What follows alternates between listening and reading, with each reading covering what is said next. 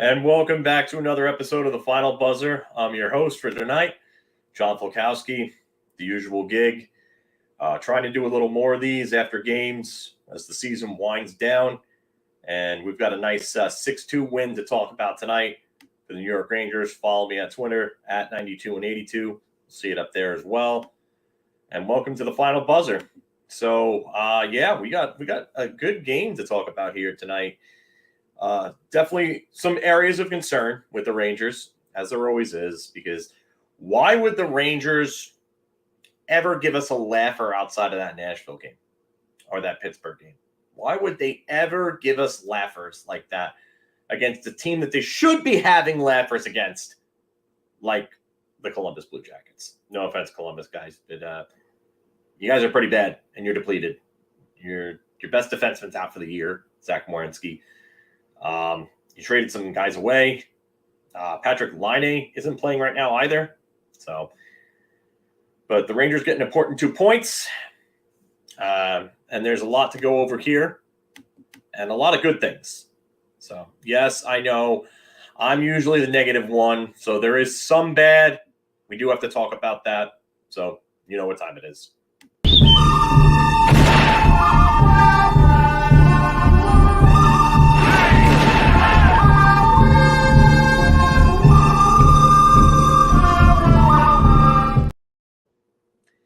All right, so you know what time it is, the good, the bad, and the ugly.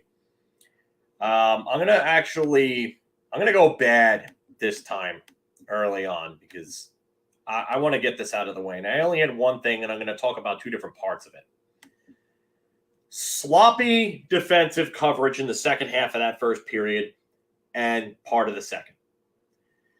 So this team got off to an early 3-0 lead, and it looked great. And it looked like they were going to blow Columbus right out of the Garden. They were just going to send them home. And if there was a mercy rule, it looked like they were heading towards it. And then all of a sudden, the Rangers just forget how to play defense. And I don't know what it is. It was all of the forwards were doing this. Yeah, that's so Rangers. Went back into cruise control mode. Just what they would do. And yes, this is somebody we're going to talk about as well, K'Andre Miller. I don't agree with that, putting him at forward. I don't think that's going to do anything to help out. And you lose a defenseman. But, yeah. So this team has a habit of playing sloppy defense and forgetting how to play defense at times. And they did it again against Columbus, and they let Columbus get right back into it. The penalty that they ended up scoring on, Adam Fox, I don't know what he was doing going all the way over to the left side and leaving his right side wide open for a play.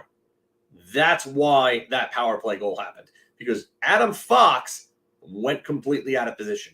That's something you very rarely see from him, but he's prone to those lapses from time to time. It's rare.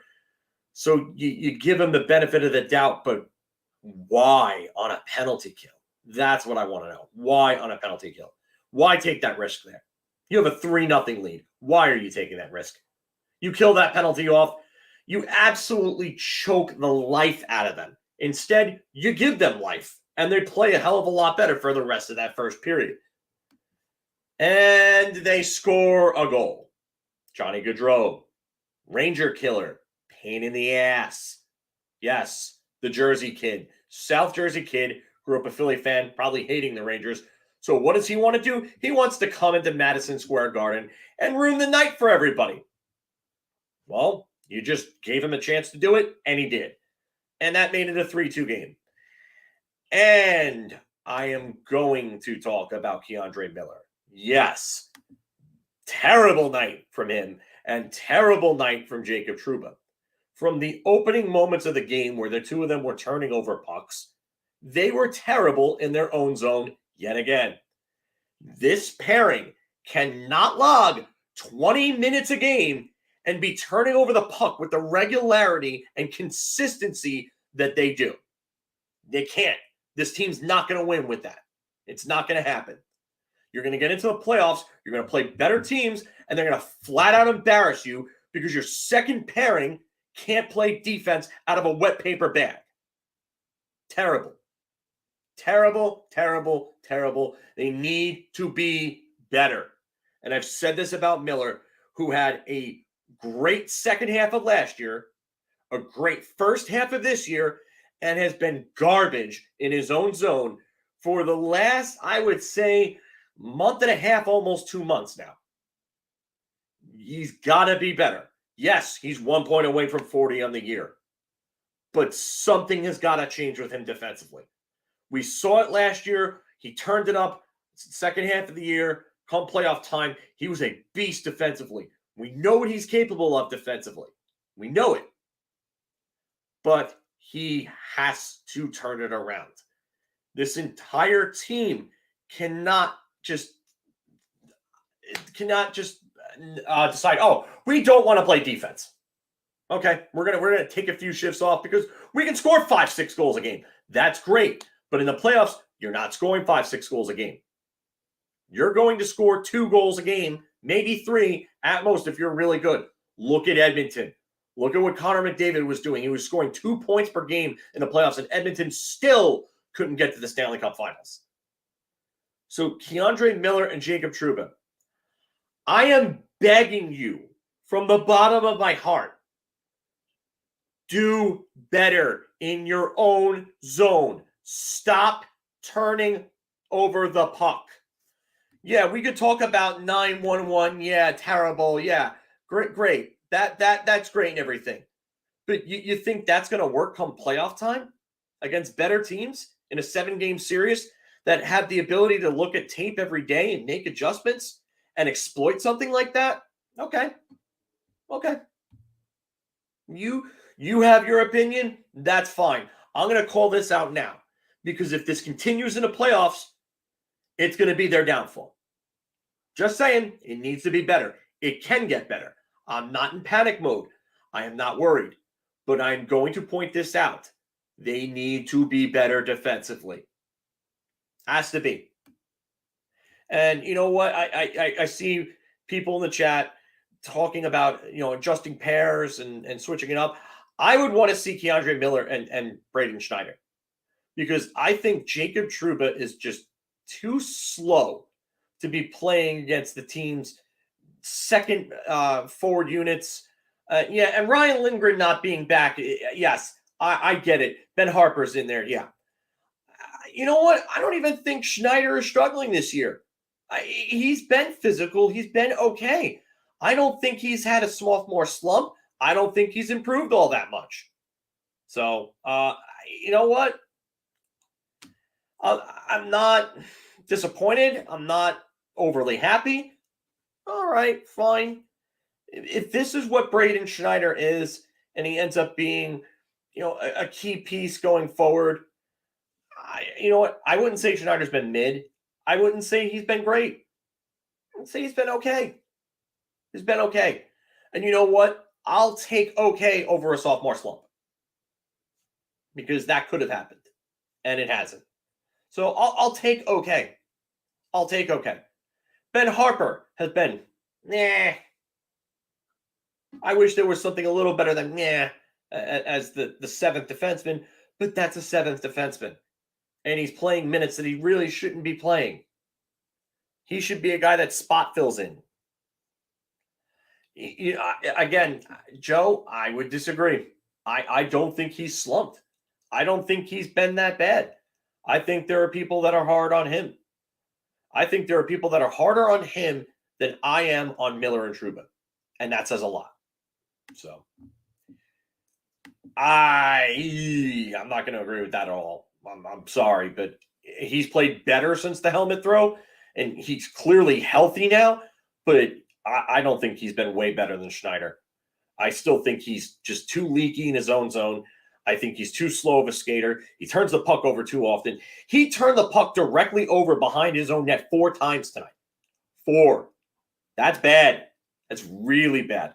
You know what? I'm going to get out the video clip because it needs to be said. Ooh, that's bad. Yes. That's bad because I usually play that after all the bad segments that I do on this Good, Bad, and Ugly segment. So I don't want to bring down the night because everybody that we needed to lose lost. Carolina lost. Pittsburgh lost. The Rangers won. The Rangers are 2 points back from New Jersey. So let's get into the good because I'm being miserable right now. I shouldn't be. I should be a little happier. But I did have to get the bad out of the way. So yes, they do have to be better defensively. But I am going to hide this comment. Carolina and Pittsburgh lose. Yay! To hell with Pittsburgh and to hell with Carolina. They both can just go take a nice long hike away. And Pittsburgh, if they miss the playoffs, that would be amazing. I'd laugh hysterically because we'd be witnessing the downfall of the Penguins. And that entire city and their fan base would go into a tailspin. I am not whining. No one is whining. I'm pointing out something. I'm going to point out things. That's how I am. No, it's not. And listen, it's not about negativity. It's pointing out that this team needs to be better defensively. They need to be better defensively. That's all. And it's listen, you want this team to be as good as they can possibly be heading into the playoffs. When you start seeing things that haven't been addressed, you tend to point them out. I'm a realist. I'm not negative. I'm a realist. So, but yeah, I mean, listen, overtake Jersey. That's what we want to do. And that's the other thing I was going to say. 2 points back of New Jersey heading into Thursday's showdown. And this is going to be a big, big game. We'll talk about that more in the comment section, but a little positivity there. Going down the rest of the list. And Igor kept the Rangers alive very early. And 28 saves on 30 shots. First star of the game. Yeah, you know what? I thought towards like the second half of the second period and a lot of the third period, he wasn't tested as much, but he was still really good when he was. And he had to make some big saves at times because the Rangers, again, had some lapses, not as frequent as they did in the first and then the early parts of the second. But Igor definitely stood his ground when he was tested. So. Yeah, he does chase people behind the net. I don't like when Trouba does that. Yes, and thank you, Matt. It's not negativity; it's constructive criticism and having high standards. Yeah, and I agree, Matt. We play against Boston like this, definitely losing. You're not going to beat Boston playing like that. Joe, I think Shesterkin has been better though. That's the thing. I mean, as of I would say these last couple of weeks, he's playing more like the Vezina winner we saw last year than earlier on in the year. Be right. Yeah, I'm with you on Mikkola. Like, I know a lot of people been giving him a lot of heat, but Mikkola has just he's been pretty good. And you know what? It's a lot to ask of him. I know, a lot of you guys will probably remember when Marc Malik and Michael Roosevelt were the first pairing for the Rangers, and they were for 3 seasons, 06, 07, and 08. And those two were asked to play well above their stations. Roosevelt was a depth defenseman, and Malik, while he played top 4 minutes in Vancouver and was even the NHL plus-minus leader in 03-04, he wasn't a first-pairing defenseman. He should have never been anywhere near that. But they were. And that's what Niko Mikkola is being asked to do right now for the Rangers. He's being asked to play well above his station on a first pairing with Adam Fox. That's a lot. That's 20-plus minutes a game for a guy who's used to playing anywhere from maybe 16 to 17 minutes a game at most. So, yeah. I gotta say, Mikkola, I gotta tip my hat. he's been solid in this role, and you can't really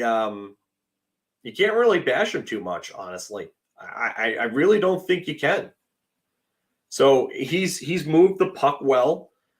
You know, as Matt points out here, he jumps into the rush well, and he's actually he almost scored tonight. He almost scored on a one-hander tonight. That was pretty impressive, I gotta say. You know what? I remember seeing people saying that they'd rather have Harper in the lineup than Mikkola. I'm like, what are you watching? Listen, everybody's entitled to their opinions, but I can't see how anyone could say that Harper's been better than Mikkola. I really want to know what you're watching and where you're getting this determination from, if that's what you're seeing. So, I mean, I'm open to discourse, but I just highly disagree with anybody who says that. But yeah, I'm good with Mikkola. And you know what the good part about this is, looking at this further in a glass half full perspective. He's playing against top pairings, right? Or top forward units right now. And he's playing 20 plus minutes a game. Just imagine what this is going to do for him when he goes back down to the third pairing, playing against lesser forwards and lesser minutes. Think about that. Think about that. Michael Sullivan asks, what is my opinion? I know I'm going a little Q&A here, going a little out of order, but what is my opinion of the Rangers coaching staff? I'm not the biggest fans of them. I wanted Gallant here for a while. Gallant's made me question a lot of things in regard to him. I just, a lot of his decisions are very meh. And I often am left scratching my head as to why he's doing what he's doing. But, I mean, he's getting the wins, and it's partially because the talent on the team is just amazing. I think this is one of the best rosters in the NHL right now. But if they fired Gallant and Mike Sullivan, funny enough, was available, I'd take Mike Sullivan in a heartbeat. Because Mike Sullivan has ties to this organization. He was a draft pick of the Rangers. He was an assistant coach with the Rangers under John Tortorella. He's very familiar with this organization, and I know that this organization is high on him. So, but let me get back to my little banner points for the game. And when we were talking about Igor, 34 wins, tied for second in the NHL. That's pretty damn good. It's pretty damn good, despite the fact that, as Joe Long pointed out before, he hasn't been playing. This recent streak is good, but overall in the season, Igor hasn't been as good yet. You're right about that, Joe. But with that, 34 wins, tied for second in the NHL, just makes you think what he could have if he didn't have the slump that he had earlier on. But we're going to move away from Igor here. Hot start early, dominating CBJ as they should, going up 3-0 early. That was fun. It almost reminded me of the Nashville and the Pittsburgh games, especially the Nashville game, how they got out to that very, very early lead, and they just did not let off the pedal against Nashville. I got to say, Nashville probably actually, Nashville was missing more starters now that I think about it. But, CBJ's still missing a lot of guys, and they should have gone ahead and just put their hands around the throat and just choke the life out of that team. That should have been it. But I like the good start against a team that they should be beating up. They needed to go and do that. If anything, I was going to say, if you get that fourth goal, I mean, the game's pretty much over. But that power play kind of killed the momentum. Adam Fox going out of position, and then that goal happening. And it tilted the game a little bit back in Columbus's favor. But the Rangers took it back over eventually. So Mika with a goal and an assist ties his career high of 81 points, 38th goal of the year. That was just a great passing play. It just, that top line, when they want to do that, they can just do that. Oh man. I'm gonna comment or star your comment, David, and bookmark it. So we're going to go back to that later on because that's actually a really good question that you just asked. But yeah, Mika's having a hell of a year.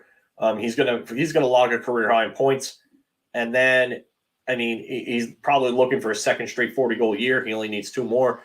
Hopefully he can get those in these final 9 games. So that'd be great to see Mika Zibanejad have another 40-goal year. I would love to see him get some serious Selke consideration because I think he deserves it. So Panarin dominant again against his old team. What goes together better than Artemi Panarin and playing against the Columbus Blue Jackets?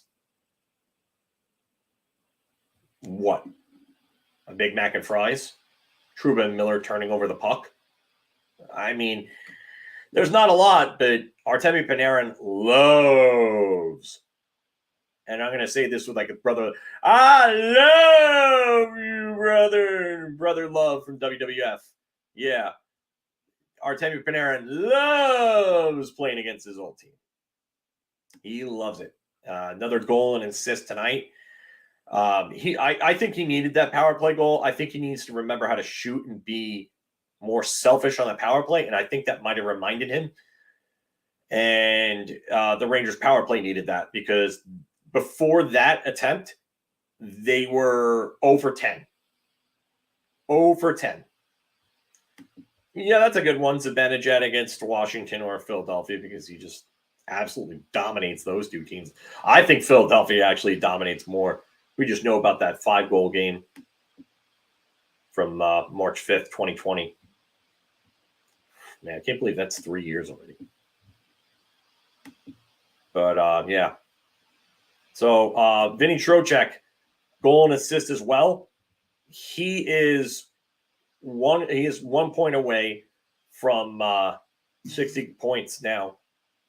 And you know what? I don't want to hear anything about Ryan Strome anymore. Vinny Trocheck is going to score 60 points as this team's second-line center. And he didn't even have chemistry with Artemi Panarin. Think about that.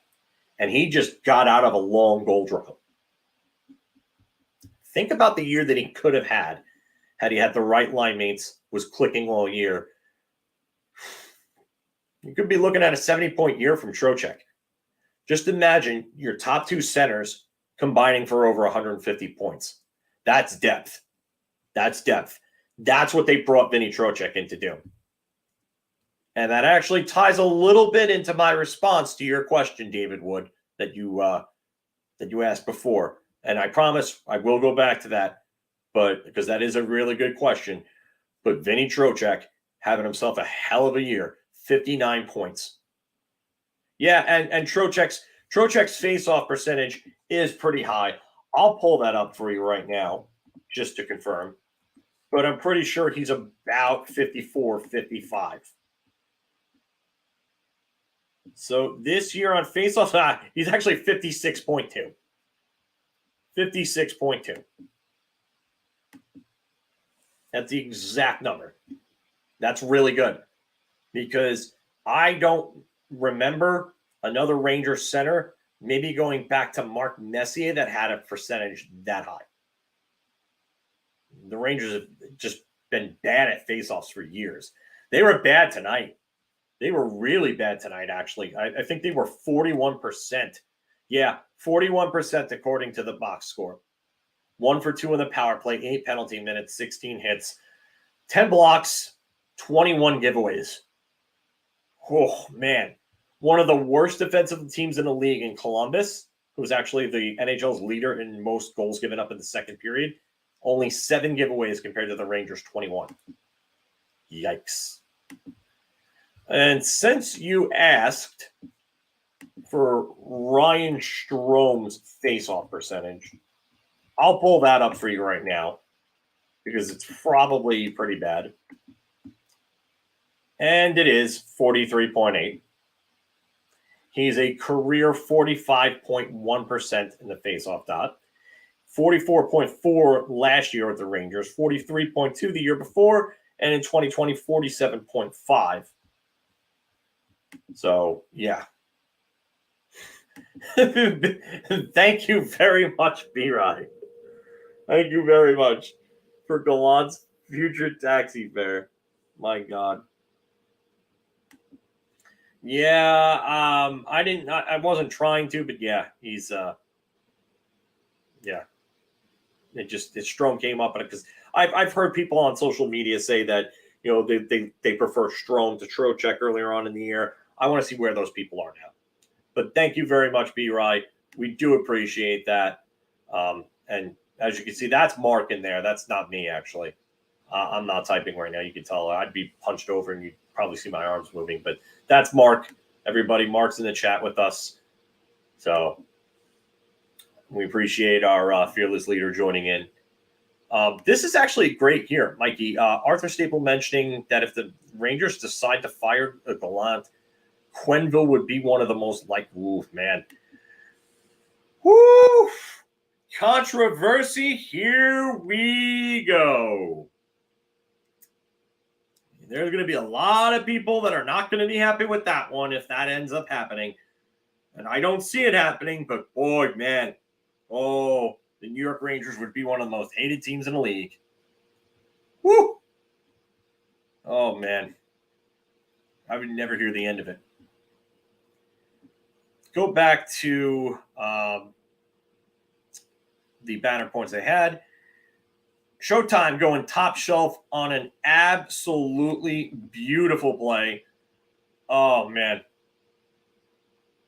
So, yeah, just what a play. What a play. That Kane goal was ridiculous. The passing there was just first class.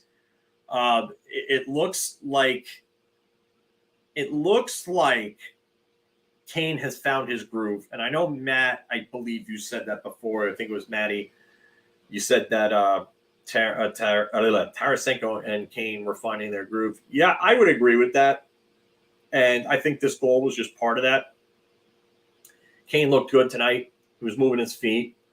I said, and I know you saw this, Matt, because you're in a lot of my mentions, but I posted before earlier on today on Twitter about how I think, or was it earlier today? Was it yesterday? Might have even been yesterday, but how I think that Patrick Kane could be saving himself for the playoffs. I think that's happening. I think we're going to see an extra level of Patrick Kane when we get to the playoffs. And if that's the case, I think the league better watch the hell out. So, I'm going to address this right away because I can't believe I'm seeing this. But Matador M83, welcome to the show. First time I'm seeing in the comments from what I can remember. Sorry if that's not the case. But Ryan Lindgren should retire? I am not understanding this at all. Either he lacks the physical capability to play or he lacks the guts. The guy gets beat up because he plays a super physical style. And the hit that TJ Oshie delivered was a dirty hit. So I don't get why he should retire. I'm really confused here, man. I'm really confused. If anything, maybe he needs to take time off. But it just, oof. Yeah, I don't know about that one, dude. That's a troll post. That's yeah. So I'm gonna move away from that one because I don't have much else I could say about that. I don't know if I could take that comment seriously. I don't. I'm sorry. The kid line was dominant. Hedl hitting up again at the right time. I posted that on Twitter earlier on. Garbage goal. And that's the type of goals you want to see someone like Filipino score. Because one, it can help with your confidence. And two, that's the type of goal you're going to have to score in the playoffs. And it's great that Heedle's heating up right now. That line moves as Filip Heedle moves. He is the facilitator on that line. He makes that line tick. Lafreniere with 2 assists. Lafreniere's feet, his footwork, and his skating were probably the best I've ever seen from him in this game. He didn't have a flashy goal or anything like that, but his footwork was phenomenal. When he drew that penalty, the move he made and the cutback he made on his feet and just the pivot, incredible. Incredible. B-Rye, good question. I'm going to bookmark that. We'll get back to that later. But, yeah, the kids looked great. Kakko looked really good. Kakko needs to shoot the damn puck more. He made 3 different plays where he went through like 2 guys and then got out front, creating a scoring chance, didn't fire it off.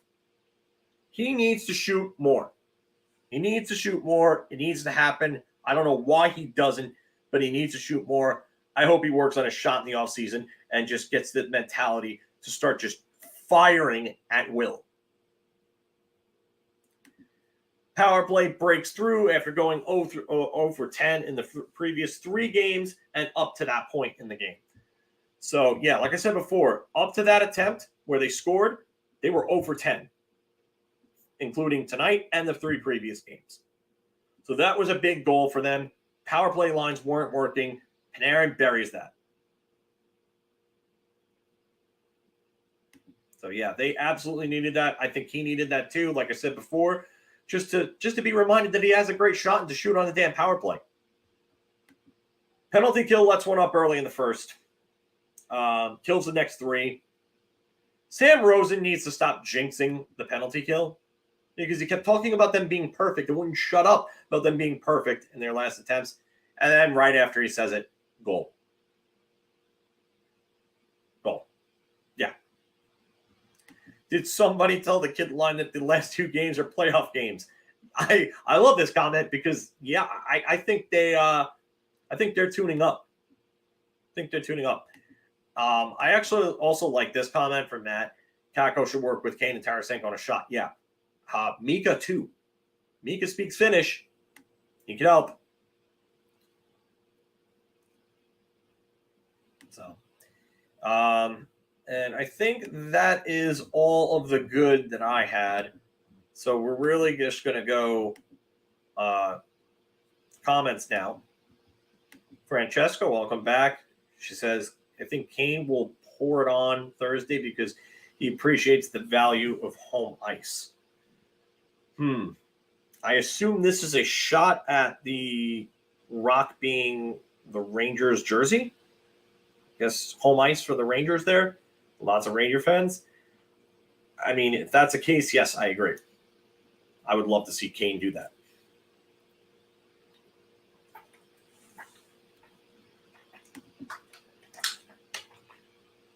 B-Ride. While this is very much the case, they are playing far better than they were earlier in the year. No questions, no arguments, no ifs, ands, or buts about it. You're 100% correct. They do need to be better. They do need to be a hell of a lot better because this is a game that this is an important stretch for them, and especially this game that's coming up on Thursday. It's a huge, huge game. If they beat Jersey in regulation on Thursday, they take second place. And who thought that was happening? I'm taking a look at this. Oh, McDavid got another point. McDavid's got 2 points in this game. McDavid now has 142 points in 75 games. He has 7 games left to get 8 points. McDavid is breaking 150, and I'm here for it. Totally here for it. But, yeah, I mean, they still need to be better. They still need to be better defensively in the playoffs. There's things to tighten up. I hope that they will. I think that they will. But, I mean, there's no problem with pointing it out. This is actually a good comment here from Mortizzle. Yeah, the Buffalo game can definitely be a trap game, can be an emotional letdown. Yes. Absolutely. Matador, I believe they do as of right now. I'm not sure how that changes after the after Thursday's game if the Rangers win. But as of right now, I believe they do. Yeah, and this is what I'm saying. This Trouba and Miller pairing has to be better. That's all. They have to be better. I really don't think there's a discussion to it because I don't think anybody can sit there with a straight face and tell you that they've been good because they haven't as of late. They need to be better. Yeah, and Mikey D, I would agree with it. It's structure. D zones, the structure is atrocious in the defensive zone. And it's not just the defensive corps, it's the forwards too. The forwards aren't giving them the help that they need down low. And that's why these guys are chasing defenders or forwards behind the net. Yeah, the defensemen can't do that. The forwards have to come in and help. But one of the fundamental elements of playing defense is that coaches will tell you that if your partner goes down below and goes behind the net, you cannot leave the front of the net wide open as a defenseman. You can't at that point. You cannot do that. You're going to let up goals. Because more times than not, that center who's usually the third man back is probably not going to cover the front of the net unless they are super smart defensively. Bright spots. Benajad is playing the best defensive. Yeah, like I said before, I think he should get serious Selke consideration. I think he's been that good defensively this year. And he's got over 80 points. Like, Selke, the Selke trophy lately these last few years has been towards higher scoring centers that play good defense. I think Zibanejad fits the bill. Something is going on with Miller since the spitting incident. No, I don't think it's that. I just, you know what it is, Iceman. I think the issue is the fact that Miller has taken a big step offensively. Like, he's not just like a 20-something point defenseman anymore. He's now like he's 1 point away from 40, and he's still trying to figure out how to balance his offense and his defense. And I don't think he fully has that down yet.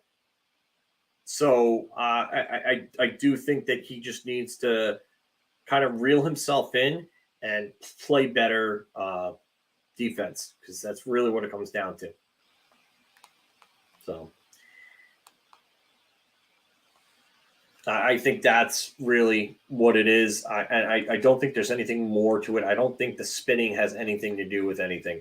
I don't think that really bothered him, to tell you the truth, in terms of like his game. I don't think he's a forward. I think that's inaccurate as well. I know he was one previously, but he's been playing defense for about 6 years now. And, for someone who was still relatively learning the position, I mean, he's playing really good hockey. He's played really good hockey at times, I should say. Not right now, but he has played really good hockey. So,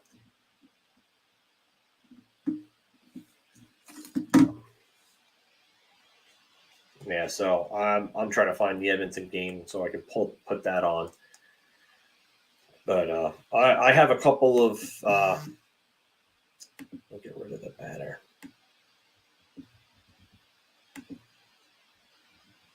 Get rid of the banner. Okay, so David asked, do I think Hedl is pricing himself out of returning here? Yeah, I think that's entirely possible, actually. I think that's entirely possible. He's got 20 goals, 40 points. He's on pace for closer to 50 points, and that's a lot for Filip Hedl. That's a lot. That's a big breakout year. So it's going to be tough to re-sign him. B-Rye asks, any shot of Kane or Tarasenko taking a discount, staying here? If you want to point, if there's anything you can do, you can point to the Boston Bruins and say, hey, look at what Krejci and Bergeron did. And they're trying to win a cup. And you can do that. You can convince them to do that. Yeah. then that's possible. But I don't see that happening. I don't. I think Tarasenko's too young to want to take that kind of risk. I think Kane would possibly do it, but I think you're going to have to lose someone. So.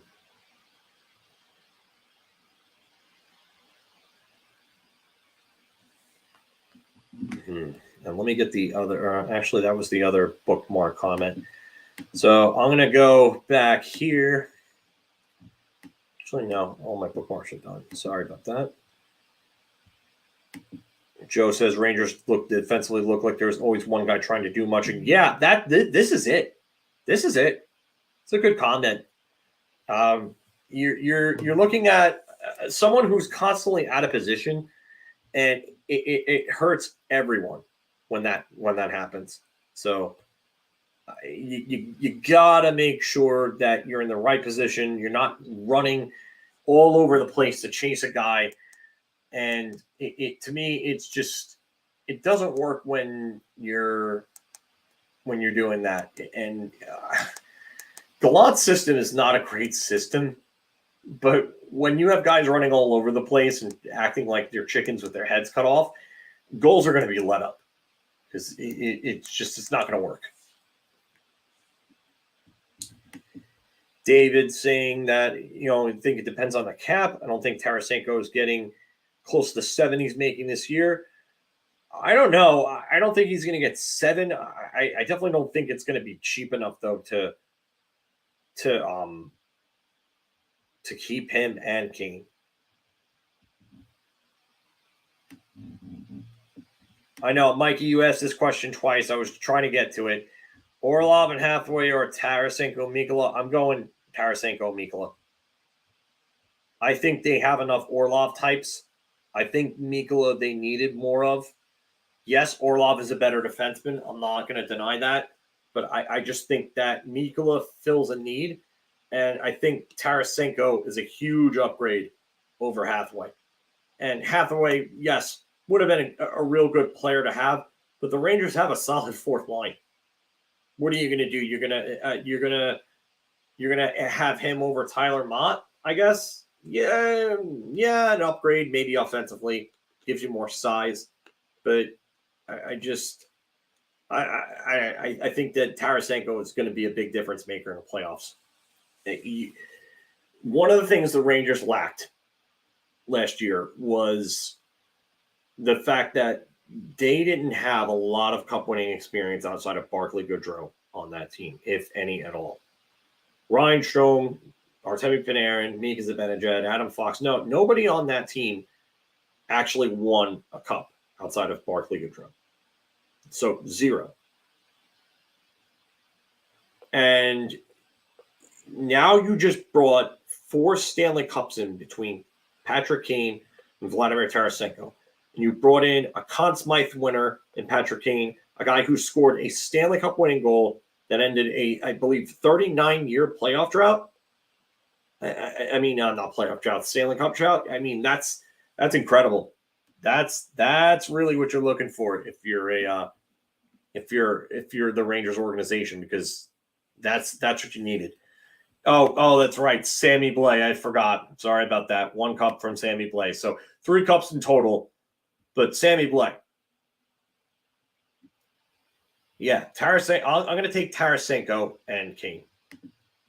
And no, I didn't see the Kane interview. I'm going to be able to find that. Yeah, I do like the fact that they want home ice in the first round. To me, that says that they're motivated and they've got their eyes set on something, which is good. Yeah, I think Goodrow's going to have to go, Mikey. I just think he was just a good player, just not worth what he's being played. Yeah, it was 49. Sorry, yeah. Sorry, not 39, 49. Because 30 would have been 91, yeah, and then 2001, yeah, and then another, 9 years, sorry. 49. I screwed up the math there. Me good at math.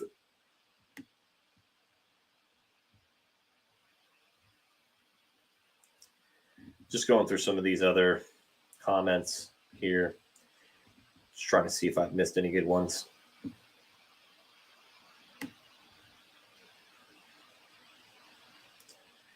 So keep flying them in. Keep sending them in. It's not a whole lot. A lot of those I already got to. Yeah. Matador says, I think Tampa Bay has the experience to beat Boston. Somebody asked me who I thought could come out of the West. Colorado is a scary team. They're a scary team. They're not as good without Nazem Kadri or Andre Burakovsky and so on, but they're still a scary team. So Colorado can do it. I mean, if Edmonton decides to go, if Connor McDavid goes just absolutely medieval again, then that's a big, big, tall task to take on, because McDavid and Draisaitl were about 2 point per game players in the playoffs last year, and they're going to be a handful. And then you got an improved defense that's led by Matthias Ekholm. So, Keely O'Brien, welcome to the show. Don't think I've seen you in here before. Marc is actually in the chat. I know he was before. He was commenting. So we are missing Marc on the screen, but Marc is still with us in a way. So David says Seattle's going to fly under the radar to the Cup Finals. Yeah, I don't know about that. Not with that goaltending. Oilers and Kings, I don't think it's going to be as much goal scoring this time around. I think the Kings are a better team defensively than they were last year. And then you add Vladislav Gavrikov at the deadline. That was a real good move for them. So, Low Lawrence, I haven't seen you in before here. Welcome to the show. Do I think that Kane and Breadman are trying to find each other too much? They're not really playing with each other right now, unless you're talking about the power play. But they're not playing together at even strength. Maybe in an overlap in shifts, but the lines are Tarasenko, Panarin, and Zibanejad, and then Kane, Kreider, and Trocheck, and then the kids, and then the fourth line, Gaudreau, VC, and Mott. So.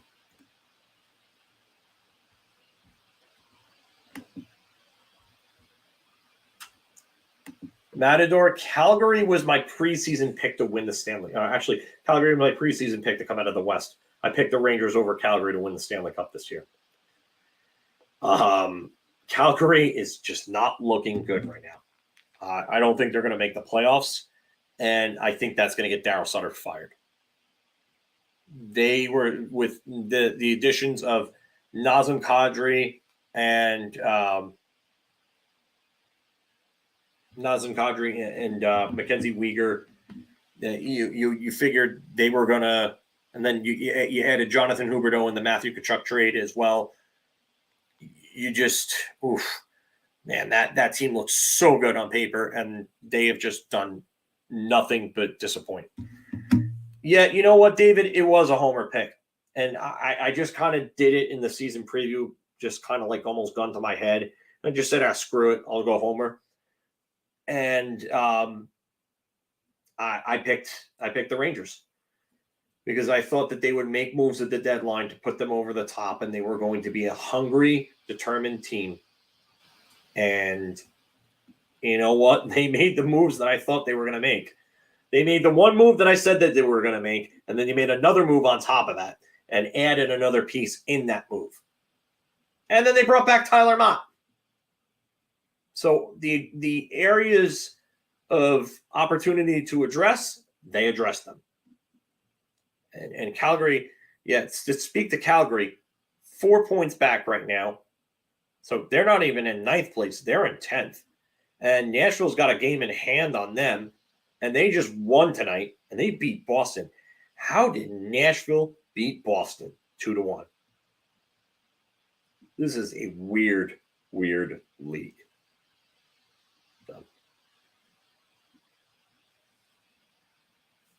I'm probably going to go like another, you know what? This Edmonton game is going to be going into intermission in a couple of minutes. I should just throw on Dallas and Chicago. Let's see what this is. That's Winnipeg and San Jose. That just started. I could throw that on. You can always watch David Quinn's Sharks lose. But then again, I don't want to see him get Bedard and screw Bedard up. Oh, that would piss me off. It would really piss me off. So Matt asks, who was my Cup final prediction right now? Yeah, I would probably go with you here. Rangers or Avs, Rangers Avs or Bruins Avs. I wouldn't rule out Tampa though. Would not sleep on Tampa. Just as I know they don't look as good as they've looked in the past 3 seasons, but Andrei Vasilevsky, man, he finds another gear come playoff time. Do not sleep on him. Don't. Yeah, and Alva Lanker, this was part of my logic too, bud.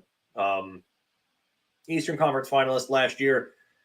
Usually you have to, I hate saying this because Colorado did kind of prove the whole thing to be true. Chicago just scored. Now it's 4-1 Dallas. You kind of have to lose to learn how to win. And I think the Rangers did learn with that loss to Tampa, especially after being up 2-0 in the series. I think they know that the pain that they felt from losing that series after being up 2-0 and watching it slip away in the next 4 games. So I think they learned from it. Georgiev and Shesty tied second in wins. How crazy would it be a Cup Finals? Yeah, that'd be something. Motivated Georgiev and a motivated Shesterkin. Alva Lanker missing Cop. Doesn't do too much for me. You feeling the Rangers win it all from the first game, Diane? Okay. Nashville must have cheated. Yeah, maybe. Calgary's a good team. I think they're tuning up their coach like the Rangers did last year of Torts. Yeah, you know what? I think Sutter wears. Sutter is one of those guys that wears out on you. Like, players just get tired of him. They get tired of him. Players got tired of Keenan. It happens. Those coaches, they have a very short shelf life for a reason because you can only yell and yell and yell so much. You need to find another way to get to your players to motivate them to play the way that you want them to play. And guys like Sutter and Keenan are not great at that. Once yelling doesn't work, that's the end for them. Alva Lanker says Patrice Bergeron scares me more than any other player. You know what? Listen, I get it. He doesn't scare me as much. Come playoff time, he does pose quite the threat because he's a great two-way player. So I get it in that regard, but the line that he plays on scares me more because he's going to play with Brad Marchand, and those two with DeBrusk are going to be a pain in the ass. Trocheck is money on the face-off. Huge upgrade over Strome. Yeah, we were just talking about that before. I don't think they chose Trocheck over Kopp. I think they just chose the ability to go out and get somebody like Kane at the deadline in cap space and, trying to figure out if Capo Caco could take that next step over Andrew Kopp. And they made the right move. Iceman saying Devils are a really good team this year. Got to give them that. The Rangers have much more experience to do, and the Devils are looking like the Rangers last year. The Devils are looking more like the Rangers of last year, I would say of 2020. I don't think they're a great defensive team. I think a lot of their defensive play comes from the fact that they're really good in transition, and they know how to catch teams with their pants down because of their speed. I just I don't think they're a great defensive unit, though. That's really what I'm trying to get at. I don't think they're a great defensive unit, and I don't think their goaltending is that great. Matt wondering how Bettman is going to save the Penguins again. Oh, yeah. That's the thing. If they miss the playoffs, somehow they'll end up with Bedard, for all we know. David Wood, hardline coaches have a hard time evolving. Like, what's the name of the coach of the Giants for Super Bowl wins? I don't know if you're talking about Parcells or Tom Coughlin. I would imagine you're talking about Bill Parcells. But Parcells had success after the Giants.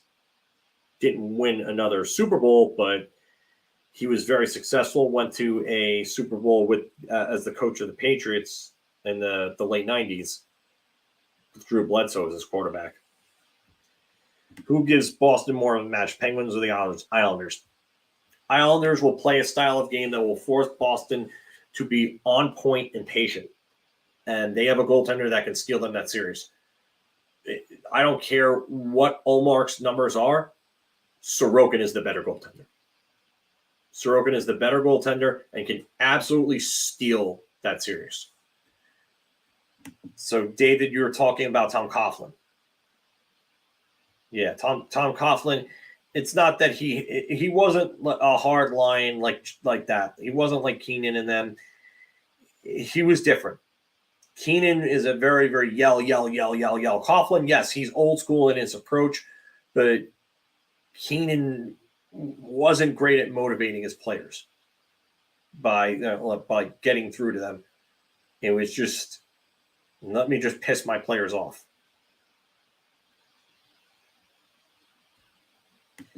Francesca, yeah, I could see why some people would be scared of the Islanders because Sorokin can steal a series, and they're going to make you play a very boring, very tight-knit game. So, to be honest, every other team should be afraid of Igor. Yes, I think there are a lot of teams that are afraid of Igor. I think that teams are starting to see that he's getting back to form, and I think that scares a lot of teams. They won't admit it, but I think it does. Joe, shut up. I say that in the nicest way possible, but do not manifest that type of bad energy on this show. Do not. Because it'll happen, and then I'm coming after you for it.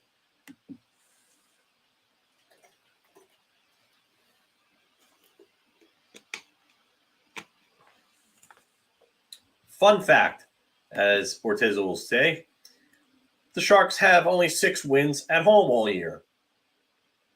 I guess they love playing at home for David Quinn. Go figure. People in St. Louis still this day blame Keenan as the reason why Gretzky left the Blues. Yeah, that is something I've heard. I've read up a lot of documentaries on Gretzky. I've heard about rifts between Gretzky and Keenan. Yeah, so doesn't surprise me one bit. Which is funny because Keenan coached the '87 Canada Cup team. That legendary team with Gretzky and Lemieux, yes, and Messier, where their power play, their first power play unit. I don't know how you stop this, but it was Gretzky, Lemieux, Marc Messier, Ray Bourque, and Paul Coffey. That was their first power play unit. I give up. Hi, I give up. Okay, you can go ahead and score all the goals you want. That would be my response to that power play unit. How the hell are you stopping that?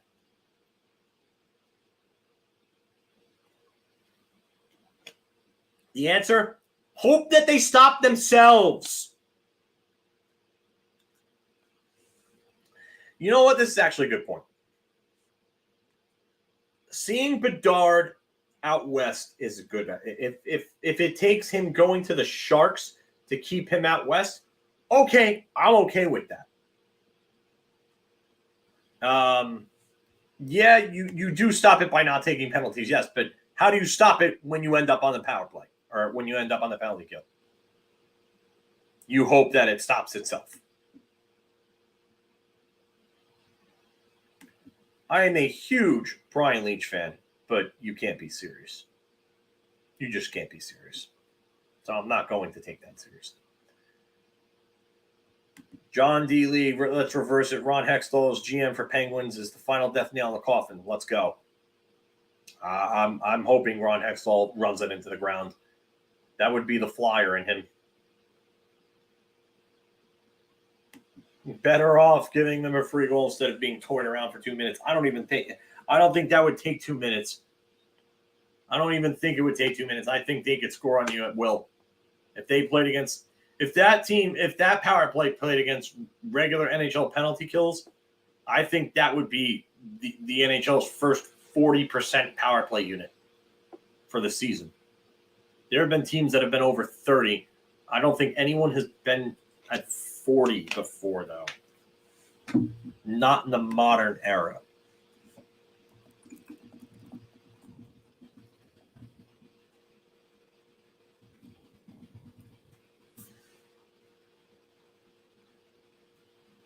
I'm trying to find that. Computer decides that it doesn't want to highlight things. Why is it not working?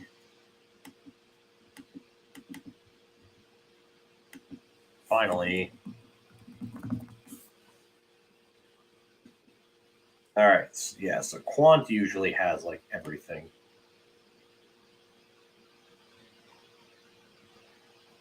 This is by player, by teams.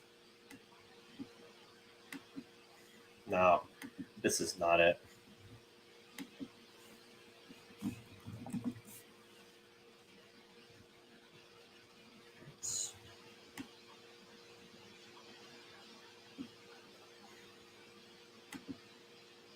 Let's see here.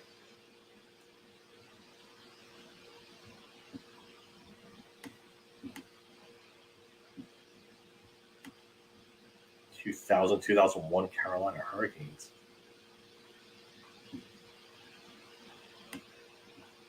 This is just something's not right there. Just trying to look that up. Chuck Fletcher for Penguins GM. Let's make that happen. Yes, please.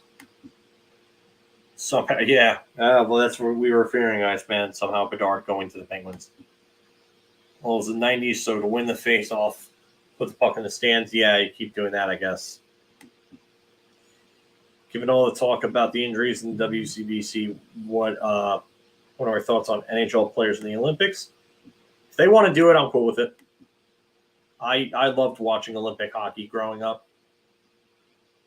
2014 sucked because the USA sucked, but 2002 was fun. Gold medal game, the last part of it wasn't, but 2002 was fun. It's a nice run for the U.S. B-Ride, looking ahead, need to sign Miller, Hedl, Laugh, $15 million cap plus increase. Othman, in-house 60. Maybe. I think Chris Drury's going to get creative with the cap, and I think I think we're going to see Miller and Hedl back.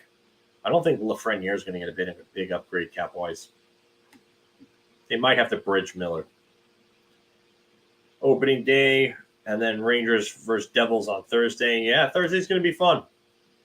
Thursday will be fun. So,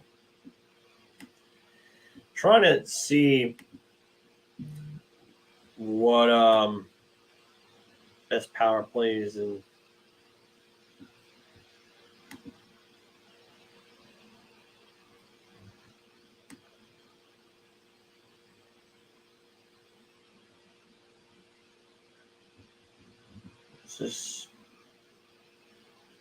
this is highest career power play percentage. Yeah.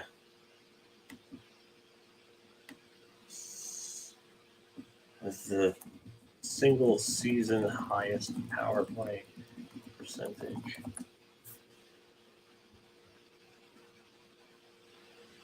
Okay. So I was able to find this by Stat News. So Edmonton's 31.9 is currently tied with the Montreal Canadiens from 77-78, and the Islanders from the 77-78 at 31.9. The Islanders that year were 31.4 in 77-78. Then the Islanders were 31.2 and 78-79 when they ended up losing to the Rangers in the conference finals. Edmonton in 2020 was 29.5. The Islanders in 81 were 29.3. Edmonton in 83 was 29.3. Montreal in 1980 was 29.1. Rangers in 77-78 were 28.8. The 94 Rangers were in the mid-20s, I believe. But the lowest one on this list is actually 26.1 Pittsburgh Penguins in 2017-18. The Rangers are only on this list once from the 78 season.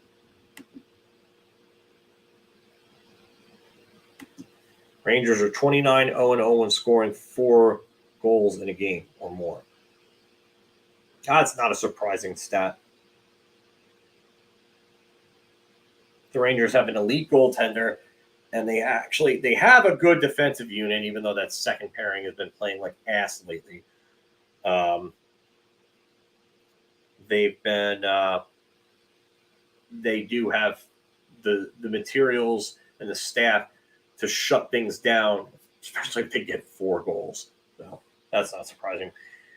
I have a friend that's actually going to Miami for I don't know if he's going to opening day, but I know he's going to one of the Mets Marlins games. So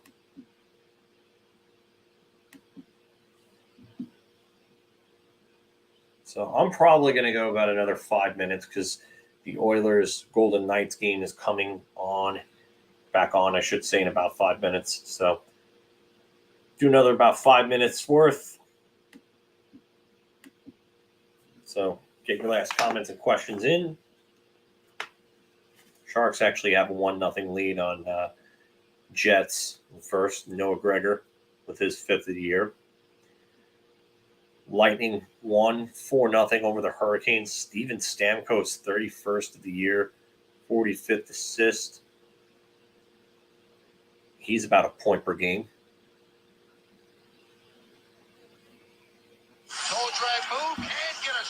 I didn't want to watch the clip. I just wanted to look at what was the Boston power play. Yeah, they were all right. So during the playoffs, they were like 0-for, I think. I don't think they scored a power play goal in the playoffs. It was terrible. But they still won the Stanley Cup.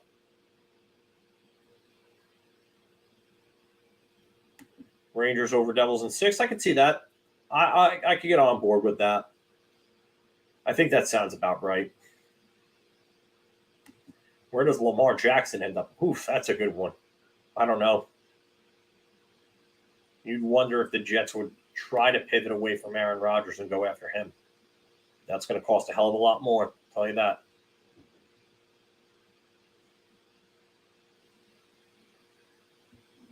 Yeah, Stamkos had a goal and assist in this game. Actually, Stamkos had a goal and 2 assists in this game. So Stamkos now has 31 goals and 77 points in 74 games. And he's coming up on his 1,000th career game. That's 1,049 career points. Good for him. Braden Point has scored his 46th goal of the year. Braden Point could score 50 goals this year, and nobody's talking about it. Nobody's talking about it. Here's a good question, Chris. Or actually, it's not a question, but just a request. Ask me how much I care about Sammy Blais having more points than Vladimir Tarasenko. Just ask me. Go ahead, ask me. I hope my face gave you enough of an answer, but ask me, just for the hell of it. New Metallica song on Thursday. I haven't been too impressed with their stuff. Lux Eterna was okay. The other 2 songs after that were just...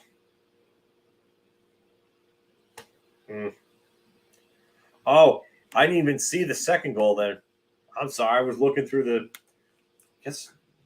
I thought I saw all 4 of the point. Oh, yeah. His was the third. Okay.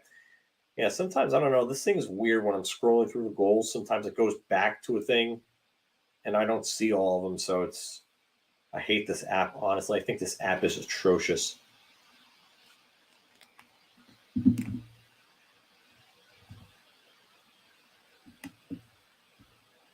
Yeah, pretty much. This is pretty much the case. I don't care about what Sammy Blay does. John Brunner, thank you. Appreciate it. No, any Zelda discussion is always welcome here, my friend. I did not see it. I will have to see it. Was it the Nintendo Direct, I guess? Because I know that the Nintendo Direct was supposed to be coming out for this. So, yeah, I got to check that out. I'm going to find that, and I'll turn on my Switch, and I'll try to find that, actually. So.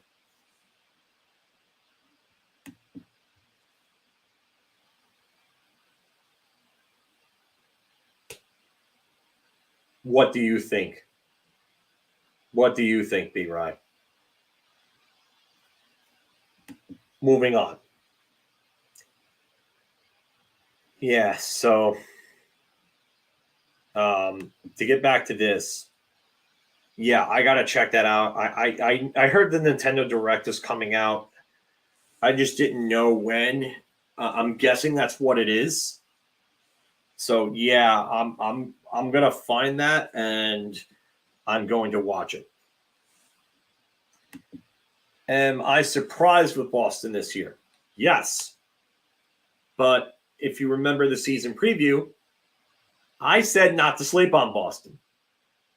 I didn't expect them to do this. I did say in the season preview that to not sleep on them. I think they were going to be a better team than everybody expected, and they were probably going to get a playoff spot. And they ended up being a hell of a lot better than I ever thought they would be. I never thought that they were going to turn into a 60-win team. So here's a little tidbit. When L-Rock and I had Off the Post about 5 years back, we interviewed all three of Washington Capitals broadcast team.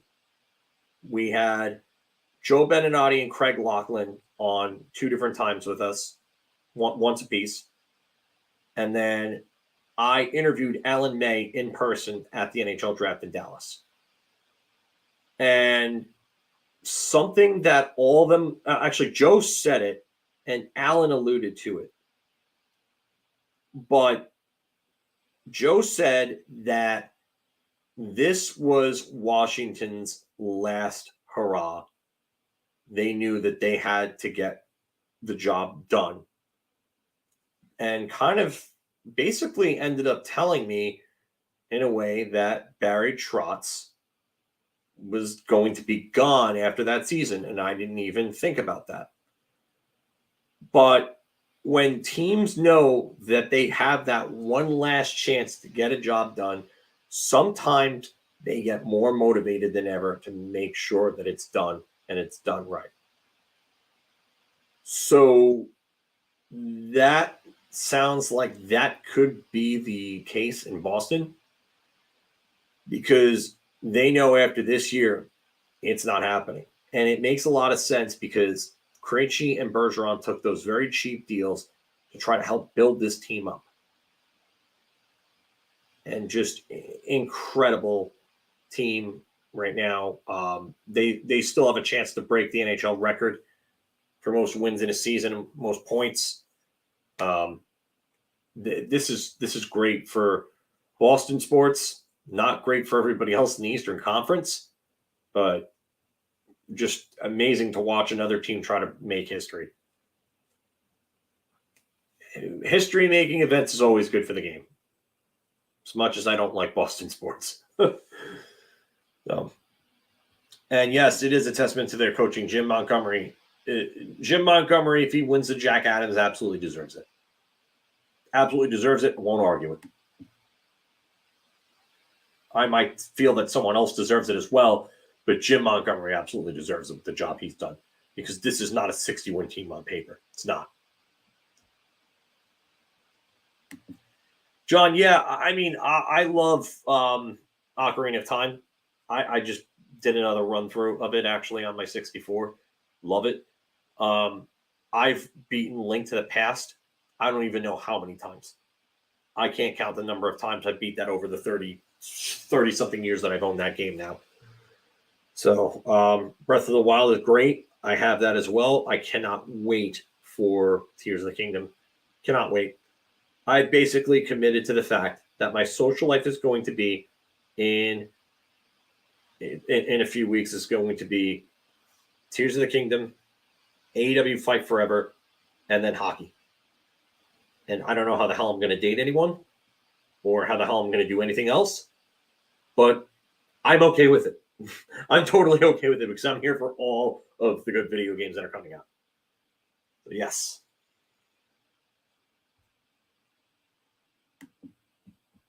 David says, going to the St. Louis game, interested in the Vladdy tribute.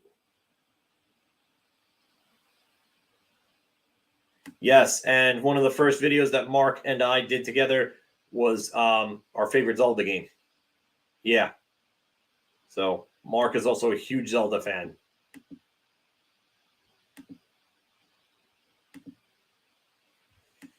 Iceman getting a little tired of the Crowder interference penalties. Yeah, like I said, he took 2 dumb penalties in that game. Didn't like it. Needs to be better. Needs to be better. But I am going to wrap this up. Thank you all for jumping in with me here. Love doing these. As you've seen, I'm trying to do a little more than lately. Depending on my situation in the playoffs and where I'm watching and what I'm doing, I'll try to do those as well. But love doing these. Love the discourse. Love jumping in. Love even the off-topic stuff. Bring all the video game, comics, and anime and wrestling talk in. That's all me. Love that stuff. Final Fantasy VII is one of the best games ever made. It's a top 10 game of all time. I am not a huge Final Fantasy fan. Otherwise, I do like the series. But Final Fantasy VII is one of the best games ever made. It is a fucking masterpiece. It's a masterpiece. If you wanted to make a video game, I would tell you to look at how Final Fantasy VII was made and go ahead and do it. Everything lines up perfectly. The story, the gameplay, the music, the soundtrack, the graphics for that time were amazing. I mean, the cut sequences, everything lined up perfectly. Like there are times where like you see a movie or you play a video game where everything is just perfect, and it just transcends generations, and just Seven is just one of the greatest games ever made. You ask anybody that's ever played video games, Final Fantasy VII is one of the greatest fucking video games ever made. I put it on a pedestal with games like Breath of the Wild, Ocarina of Time, Halo 3 for me is up there. I know I might be in a minority on this. I say Mega Man X is also one of those games that everything just came together perfectly. But Final Fantasy VII is just, that's one of those games that you can look at and legitimately say that that everything is just perfect. I didn't get to play the remake for 7. I want to. I don't have a PS5, so I would like to. I heard they altered the soundtrack around, which is disappointing. So, but yes. Yeah, and The Last of Us would be another game that I would want to play and definitely watch a show in regard to that too, because I love Pedro Pascal. So, yeah. But I am going to go. Love talking video games. Maybe I'll do a video game talk segment one of these days. So it's just video game talk, and we just talk video games. We sprinkle some hockey in there, you know. So I know you're a Metroid fan, Marc. Yes, I know you love Metroid. So I know the remake. You had to be popping a chub over with that remake. So yes. But yes, I'm gonna end it. I ended up actually spending a little more time on here than I thought I was going to spend, but we had some good discussion going. This is a good night, a good chat, a good talk with everybody. Thank you all for joining. I appreciate that. Just remember, please like, share, and subscribe. The more likes you get, helps out the algorithms, helps spread the product. And we're climbing in subscriber count. So next goal we're looking at, 10,000 subscribers. So let's keep that Big Apple hockey train going. Or as I think it's Mikey NYR says, spread the Big Apple hockey virus. So thanks again, everybody. You all have a good night, and let's go Rangers.